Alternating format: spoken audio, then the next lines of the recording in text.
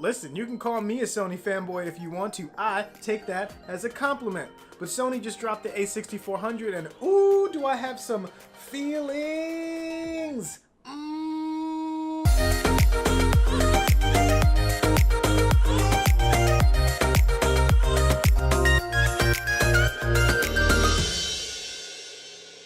What's going on? It's your boy, the Mackie Mouse, and this is Mackie Mouse Media, where we do tips and tricks, tutorials, gear review, and I show you how to see life through the lens. Thank you so much for coming today.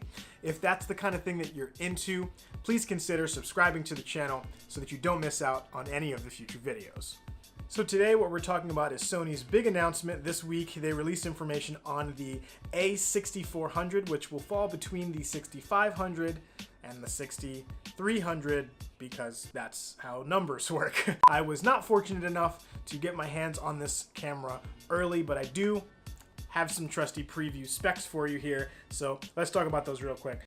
It's going to be a 24.2 megapixel APS-C sensor. That's as opposed to the 20 megapixel sensor in the 6500. That means that the pictures will come out around 6,000 by 4,000 pixels. So really, really big, great for cropping and zooming in post. We're going to get 11 frames a second continuous shooting, 8 frames a second on silent shooting. Those are the same specs as the 6500. Also, same specs as 6500 is the autofocus, is 425 points of phase detection. It covers 84% of the screen.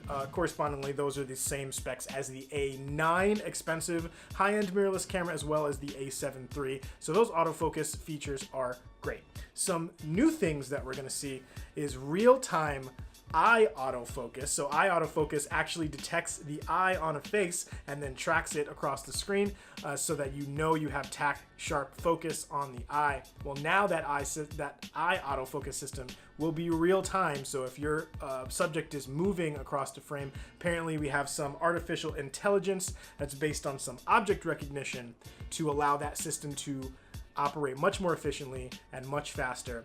One of my favorite features that I read about this is that you now have the ability to pick the eye that it focuses on. If your model's face is kind of diagonal to the camera, sometimes that eye autofocus will catch that back eye and then the focus gets wonky. So it's going to be really nice to choose which eye that you want to stay in focus.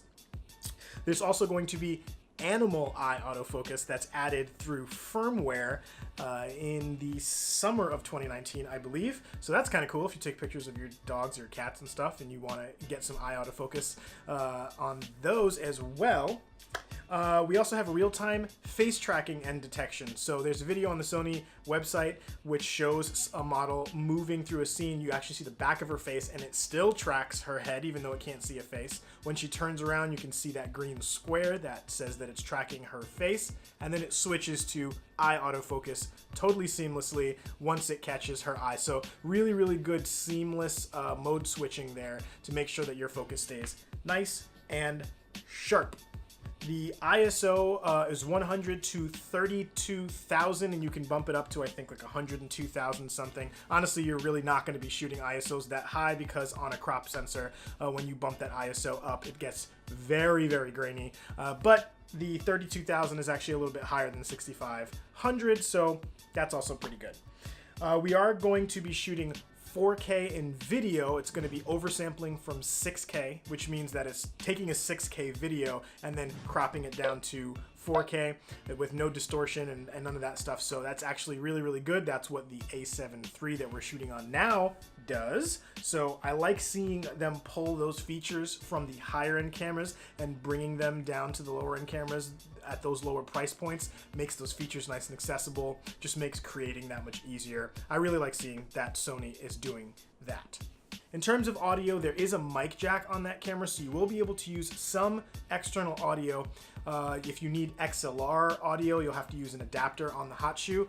However, there is no headphone jack, so you won't be able to monitor your audio. But to be perfectly honest, this kind of camera for that vlogging situation, I don't really think you're going to be doing much audio monitoring anyway. I don't really think anyone's going to miss having a headphone jack. It's nice when you have it, but if you really need advanced audio work, you're probably going to end up on those higher end cameras anyway, so probably won't miss that one. It's got a new interval recording system for time lapse, which they showed on their website, which is very, very cool. You can do 1 to 60 seconds up to 10,000 shots. It's very, very high resolution. So looking forward to testing out some of those time lapse photography features. One of the other really, really great things if you're a video shooter is they included advanced picture profiles on this camera now, pulling again from the Sony a7 III, a7R3, a7S. You can shoot HLG, which is hybrid log gamma, as well as the proprietary native Sony Log 2 and Sony Log 3. So if you're into shooting with gamma, flat gamma picture profiles and then color grading in post, those will now be included on what basically will be a handheld vlogging camera. So that'll maybe elevate the color grading in your future vlogs. The 6400 will have the same OLED EVF, the electronic viewfinder, as the rest of the cameras in the 6000 series. It'll be that little one in the upper left corner as opposed to the a7 III and a7 series, which has the viewfinder right in the middle. That viewfinder is a little on the small side, so you might not even use it that much. You're probably going to use that LCD screen, so I wouldn't worry too much about that. But speaking of LCD screens, finally Sony has answered our prayers.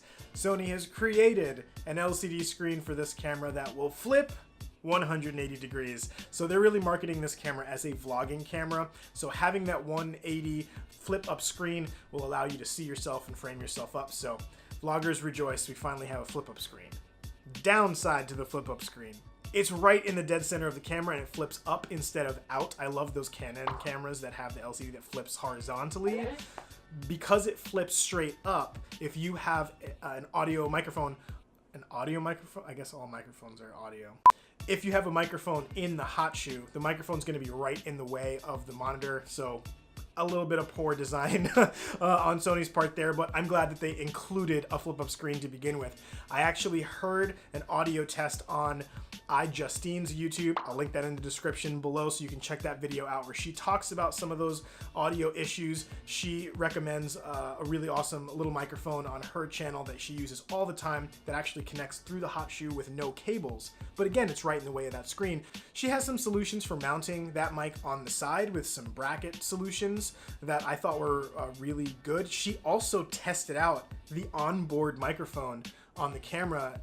Obviously, you're going to get better audio if you use an external microphone, but the onboard audio is surprisingly good. It's something that if I had this camera, I would probably just use it as they intended, as a vlogging camera, probably with a zoom lens, and then flip that screen up and just hold it and not have external audio at all and just use it on board. I think it will probably be okay for most people's solutions. Speaking of most people, what do most people want to pay for this camera?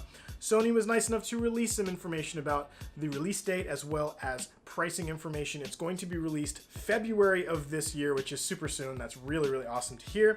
It's going to be $900 US for the body only. It's going to be $1,000 for the 16 to 50 millimeter kit lens. That's a 3.5 to 5.6 variable aperture, and $1,300 for the 18 to 135 3.5 to 5.6 variable aperture kit lens. Honestly, the 18 to 135 looks juicy. Like, that's the lens that I got with my Canon 60D many, many moons ago, and I used it for travel, I used it for vlogging, I used it for a ton of stuff. I really, really liked being able to go really, really wide on the 18 side and then still have that zoom range to shoot some stuff that's pretty far away, even though that aperture was variable and kind of clamped down as you zoomed in. I got a lot of really great stuff with that and had a really versatile lens to work with, be able to shoot really far away and close up. So that one for $1,300 for that kit is actually, I think, a really good price point for this kind of camera. The only problem is APS-C crop is not the best sensor in the world, but you kind of sacrifice a little bit of quality for having a cheaper camera. But I don't know how much longer Sony's going to be able to stretch this whole 6000 series APS-C kind of lower end camera. Full frame cameras are getting cheaper, they're getting better. The a7 III was remarkable. That camera cost $2,000 and it has the same features as a $5,000 A9. That's a big deal. So if those full frame cameras start to come down in price point, that's gonna be hard to spend, you know, $900, a little bit over $1,000 for one of those little tiny cameras that have the APS-C sensor, because having those full frame sensors is great in low light, great for sensitivity, a lot better quality. So we'll see what happens in the future of kind of Sony's journey in this mirrorless camera world and where they kind of go from here. So that is a preview of Sony's new a6400 coming out next month. But I want to know, what do you think? Do you think this is a Canon M50 killer? Do you think this mirrorless camera is the jam, that Sony knocked it out of the park? Or do you think they have a little room to grow and a little room for improvement? Are you going to pick this camera up just because that LCD flips up 180 degrees? I gotta admit that kind of got my curiosities rolling. So let me know in the comments. Let me know in the comments below. And we'll have a conversation down there. If you liked this video, go ahead and give me a thumbs up. I'd love to do some more gear review videos for you guys. So let me know that you enjoyed this one, and I will do some more of them. And don't forget to hit that subscribe button and hit that bell so you don't miss any future videos from Mackie Mouse Media. Until next time, you guys, remember, just go shoot, because the best is next to come.